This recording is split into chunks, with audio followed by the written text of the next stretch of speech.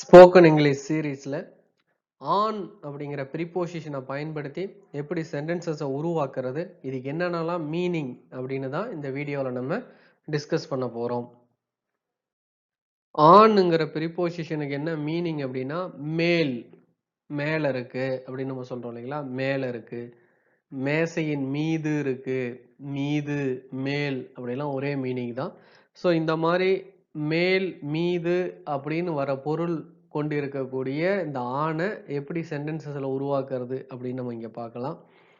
த book, இந்த புக்குன்னா book, the book is on the table. இந்த புக்கு எங்கே இருக்கு? டேபிளுக்கு மேலே இருக்கு, இல்லை மேசையின் மீது இருக்கிறது அப்படின்னு தூய தமிழில் சொல்லலாம். இந்த புக் இஸ் ஆன் த டேபிள்னா டேபிளுக்கு மேலே, புக்கு வந்து எங்கே இருக்கு? டேபிளுக்கு மேலே இருக்கு. The mat is spread on the floor.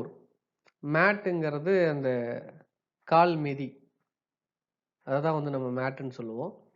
அது எங்கே போட்டிருக்காங்க? ஃப்ளோருக்கு மேலே, தரையின் மீது, தரைக்கு மேலே அதை போட்டிருக்காங்க. ஸ்ப்ரெட், விரிச்சிருக்காங்க.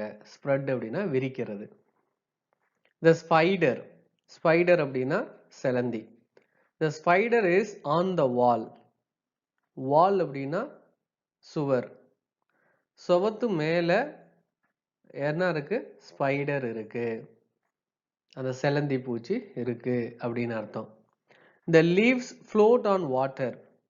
leaves அப்படின்னா இலைகள், float அப்படின்னா மிதக்குது. எங்க மிதக்குது?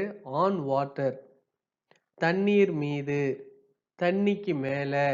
leaves இலைகள் மிதக்கிறது அப்படின்னு சொல்லலாம். அடுத்து put the hat on your head. புட்டுனா வையின்னு அர்த்தம். the hat அப்படின்னா தொப்பி. புட் த ஹேட் அப்படின்னா தொப்பிய வை. எங்க வை? ஆன் யுவர் ஹெட், உன்னுடைய தலைக்கு மேல தொப்பிய வையே, இல்லை தொப்பி போடு அப்படின்னு நம்ம சொல்றோம் இல்லைங்களா. அதாவது there is no address. There is no அட்ரஸ்னா அதில் அட்ரஸ் கிடையாது. எதில் அட்ரஸ் இல்லை? ஆன் த கவர், அந்த கவருக்கு மேலே அட்ரஸே இல்லை, எம்டியாக இருக்கு அப்படின்னு அர்த்தம். I have 5 fingers on my hand. என்னுடைய கையில 5 விரல்கள் இருக்கிறது, உள்ளது. have அப்படின்னா உள்ளது. I haveனா எனக்கு இருக்குது, எனக்கு உள்ளது. என்ன உள்ளது? 5 fingers, 5 விரல்கள் இருக்கிறது. on my hand, on my handனா என்னுடைய கையில. ஸோ in my handன்னு சொல்லக்கூடாது. அது சொன்னா ரைட்டு தான், ஆனால் ஆங்கில மரபுப்படி இன் மை ஹேண்டுன்னு சொல்லக்கூடாது, ஆன் மை ஹேண்ட் அப்படின்னு தான் சொல்லணும். ஸோ இந்த ஆணுங்கிற ப்ரீபோசிஷனை மேல் இல்லை மீது அப்படிங்கிற பொருள் தர மாதிரி சென்டென்சஸை நம்மளால ஈஸியாக இந்த மாதிரி உருவாக்க முடியும். நெக்ஸ்ட் ஆனை எப்படி பயன்படுத்தணும்னா, நேரத்தை குறிக்கிற மாதிரி, டைமோ நாளோ அந்த சமயத்தை குறிக்கிற மாதிரி பயன்படுத்தும் போது அங்க நம்ம ஆன் வந்து யூஸ் பண்ணலாம். எக்ஸாம்பிள் பாருங்க, she marries him on next Friday. next Fridayங்கிறது அடுத்த வெள்ளி, அடுத்த வெள்ளிங்கிறது இனிமே தான் வரும்.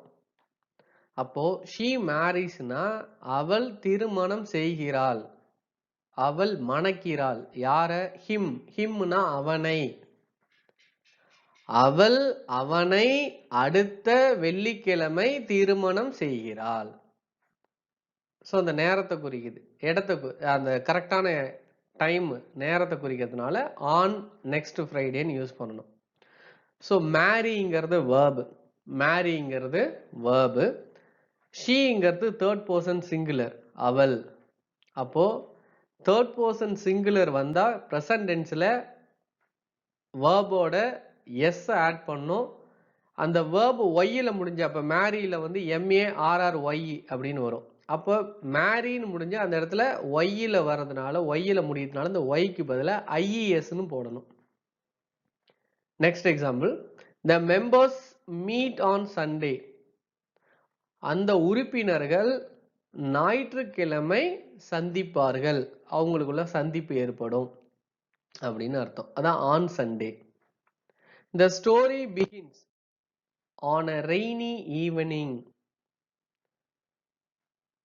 A raining evening அப்படின்னா மழை பெய்து கொண்டிருந்த மாலை பொழுது. ஈவினிங்னா மாலை.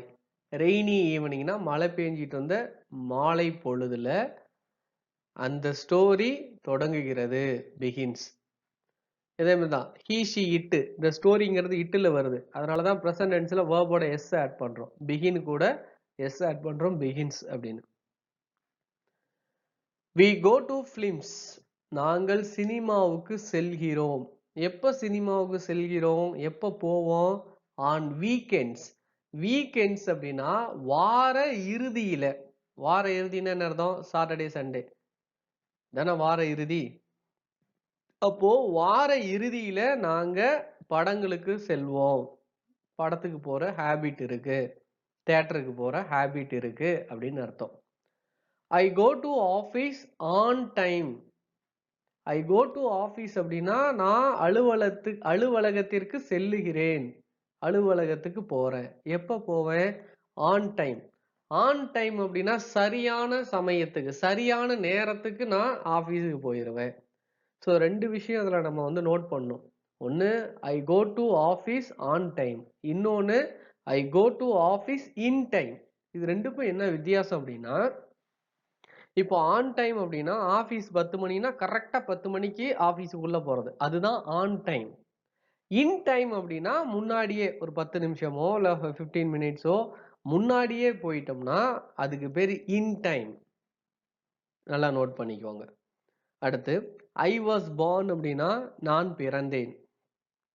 ஐ வாஸ் பார்ன் அப்படின்னா நான் பிறந்தேன். எப்பொழுது பிறந்தேன்? On June 27, 1986. இப்போ இந்த மாதிரி டேட்டை மென்ஷன் பண்ணும்போது அங்கே ஆன். ஸோ இந்த நேரத்தை குறிக்கிற மாதிரி வாக்கியங்கள் வரும்போது அங்கே நம்ம ஆனை பயன்படுத்தலாம். ஸோ அதுக்கு தான் இந்த எக்ஸாம்பிள்ஸ். அடுத்து ஆனை எங்கே பயன்படுத்தணும் அப்படின்னா, ஒரு விஷயத்தை பற்றி பேசுகிறோம், இல்லை ஒரு விஷயத்தை குறித்து பேசுகிறோம், பற்றி குறித்து அப்படிங்கிற பொருள் வர மாதிரி பயன்படுத்தும் போது அங்கே நம்ம ஆனை பயன்படுத்தலாம். எக்ஸாம்பிள் பாருங்க. Shakespeare road. ஷேக்ஸ்பியர் ரோட்னா ஷேக்ஸ்பியர் எழுதினார். எதை பற்றி எழுதினார்? ஆன் ஹிஸ்டரி, வரலாற்றை பற்றி, வரலாற்றை குறித்து எழுதினார் அப்படின்னு நம்ம சொல்லலாம். ஹூ கேன் ஸ்பீக், யாரு பேசுறது? ஹூ கேன் ஸ்பீக்னா யாரு பேசுறது? On the subject of independence. Independence அப்படின்னா சுதந்திரம். சுதந்திரம்ங்கிற சப்ஜெக்டை குறித்து யாரு பேசுறது, நீங்க யாரு வந்து பேச போறீங்க அப்படின்னு நம்ம கேட்கிறோம் இல்லையா, அதான் who can speak on the subject of independence. அடுத்து I have determined on finishing the book. determined அப்படின்னா ஒரு குறிக்கோள். என்ன நான் வந்து உறுதி பண்ணியிருக்கேன்? குறிக்கோள் இல்லை, உறுதி பண்றது. எனக்கு ஒரு உறுதி இருக்கு. என்ன உறுதி இருக்கு? இந்த புக்கை படிச்சு முடிக்கணும்.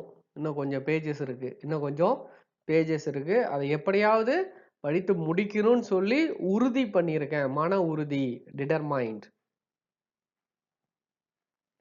அடுத்து தே கிரைடு, அவர்கள் அழுதார்கள். கிரைனா அழுவது, பாஸ்ட் டென்ஸ் கிரைடு.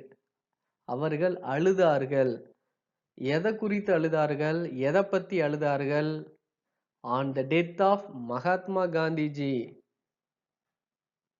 மகாத்மா காந்திஜியோடைய இறப்பு செய்தியை கேட்டு அதை குறித்து அவர்கள் அழுதார்கள்.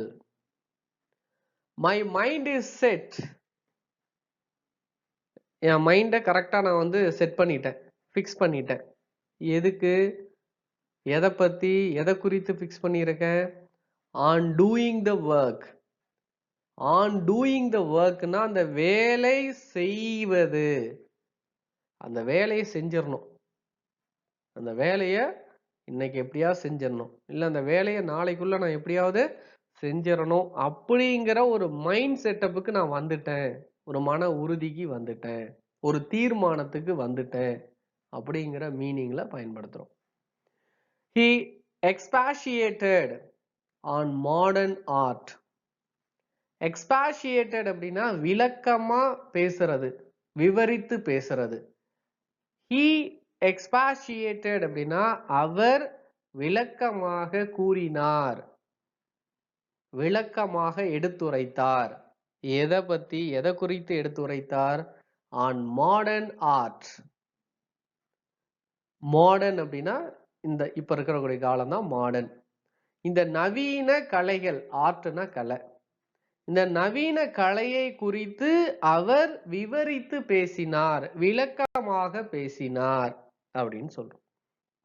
ஸோ இப்போ இந்த ஆணுங்கிறது ஒரு விஷயத்தை பற்றி பேசுறோம், இல்லை ஒரு விஷயத்த குறித்து பேசுறோம் அப்படின்னா அந்த மாதிரி பொருள் தர மாதிரி இருக்கக்கூடிய சமயங்கள்ல நம்ம இந்த ஆணை பயன்படுத்த முடியும். நெக்ஸ்ட், இந்த ஆணை எங்க பயன்படுத்தணும் அப்படின்னா ஒன்றின் போக்கு. ஒரு விஷயம் எப்படி எதை நோக்கி போகுது, ஒரு ஆக்ஷன் எதை நோக்கி செயல்படுது, அதுதான் ஒன்றின் போக்கு. அந்த மாதிரி பொருள் வரும்போது அங்க நம்ம இந்த ஆணை பயன்படுத்த முடியும். she hit அப்படின்னா அவள் அடித்தாள். ஹிட்னா அடிக்கிறது. she hit அப்படின்னா அவள் அடித்தாள். யாரை? அவனை. him அப்படின்னா அவனை. she hit him அப்படின்னா அவள் அவனை அடித்தாள். எதை நோக்கி அடித்தாள்? on the head, தலையில அடித்தாள். on the head அப்படின்னா என்ன அர்த்தம்? தலையில் அடித்தாள். அதான் ஒன்றின் போக்கு. ஒரு விஷயம், ஒரு செயல் எதை நோக்கி போகுது, அதான் ஒன்றின் போக்கு. அந்த இடத்துல நம்ம இந்த ஆணை பயன்படுத்த முடியும். they boxed him, they boxed him on the air. இது என்னது boxed? boxed அப்படின்னா அவர்கள் குத்தினார்கள். boxed அர்த்தம், பாக்ஸோட பாஸ்ட் டென்ஸ் boxed. தேனா அவர்கள், அவர்கள் குத்தினார்கள். எங்க குத்தினார்கள்? யாரை குத்தினார்கள்? him, அவனை குத்தினார்கள். எதை நோக்கி குத்தினார்கள்? on the air, காதுலயே குத்திட்டாங்கப்பா அப்படி நம்ம சொல்றோம்ல, அதான் they boxed him, அவர்கள் அவனை குத்தினார்கள். எதை நோக்கி? on the air, காதில் குத்தினார்கள். the soldiers marched. soldiers அப்படின்னா வீரர்கள், இராணுவ வீரர்கள். marched, the soldiers marched. marched அப்படின்னா அணிவகுத்து செல்றது. ஒரு டீம் வந்து ரெடியா இருக்காங்க, ரெடியா மார்ச் ஆயிட்டாங்க, வராங்க. எதை நோக்கி வராங்க? அந்த எனிமீஸ் கேம்ப்,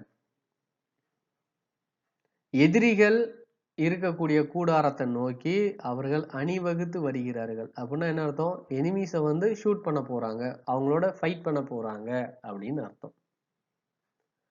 ஸோ ஒன்றின் போக்கு இல்லைன்னா அந்த ஒரு செயல் எதை நோக்கி போகுதோ அந்த பொருள் வர மாதிரி நம்ம ஆன்ங்கிற ப்ரிபோசிஷனை பயன்படுத்த முடியும்.